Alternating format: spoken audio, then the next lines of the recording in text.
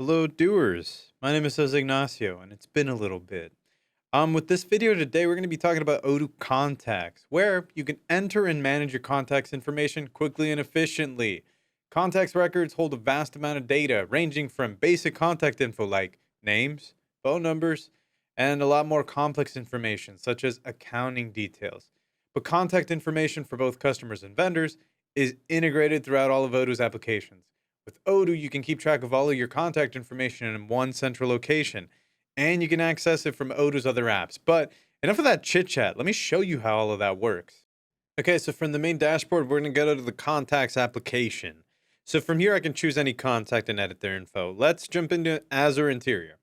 Okay, so to start with, above the name, we have the option to choose if this contact is a company or an individual. I can also add some other info that I'm going to talk about, which is the address, of course, tax ID, phone, mobile, email, you name it, even tags, actually. And if we go to the bottom here, I have a few tabs so I can add even more information because the other wasn't enough.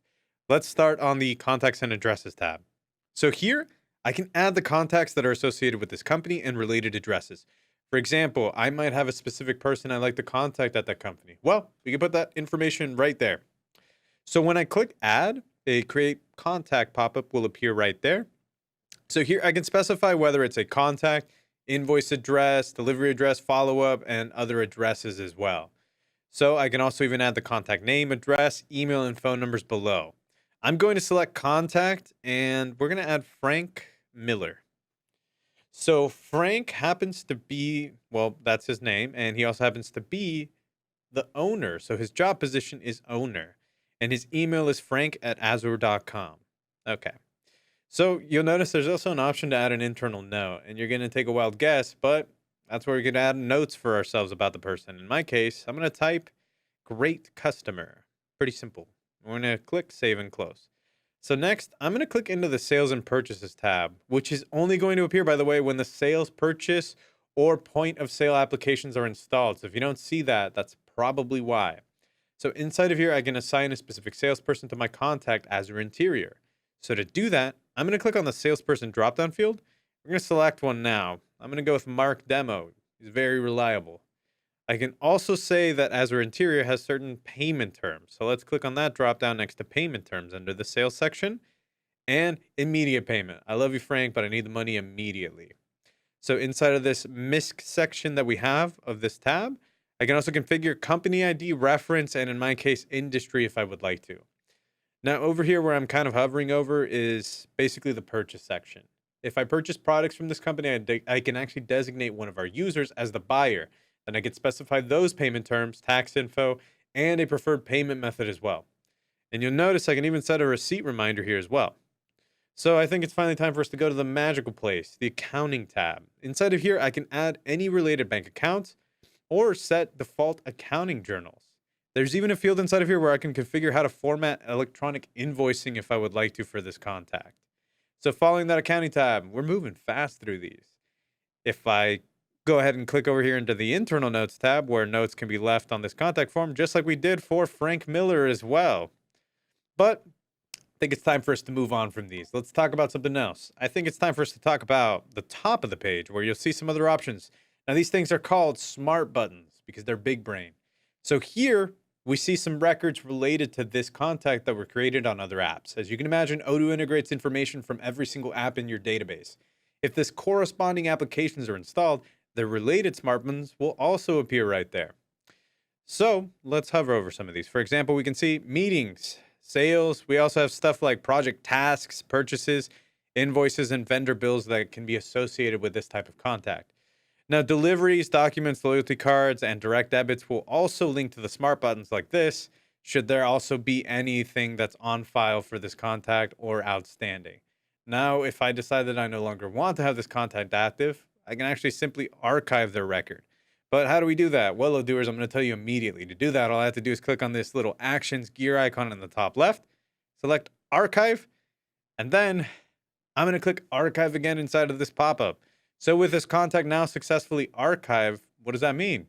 It's indicated by this banner that it's not going to show up on our main contacts page anymore. But if I would like to, I could still actually search for them if you notice with this archive filter. I can also unarchive.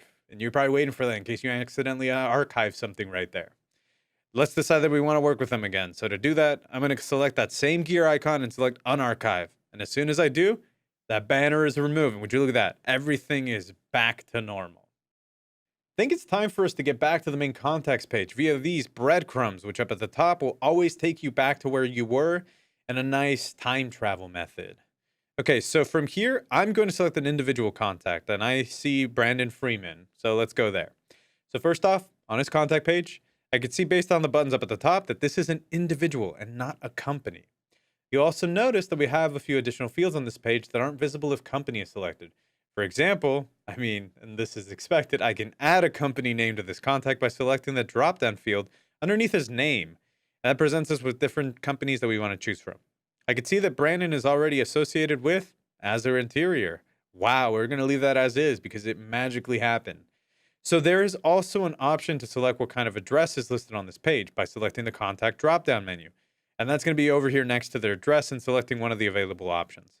But other than that, I still have the same fields that we saw before where I can add Brandon's phone number, email address, all of that stuff. Additionally, though, and this is kind of interesting, I can also add their job position. And that way we can know what they do over at Azure Interior, along with a specific tax ID.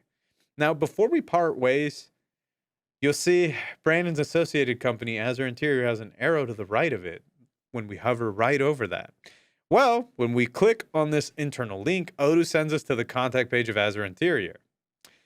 And on the Azure Interior contact page, you're going to see this right now. We see Brandon listed as a contact under the Contacts and Addresses tab, along with Frank Miller, who we actually just created moments ago. Talk about staying connected. And that's all for this tutorial, folks. Today we learned the contacts application plays an important role in managing information on the companies and customers you work with throughout your database. Not only that, but this vital data is used in almost every application that Odoo offers. And Odoo's fully integrated design makes everything easy to access at all times. Thanks for watching, and be sure to check out our other tutorial videos on our e-learning to discover even more awesome stuff.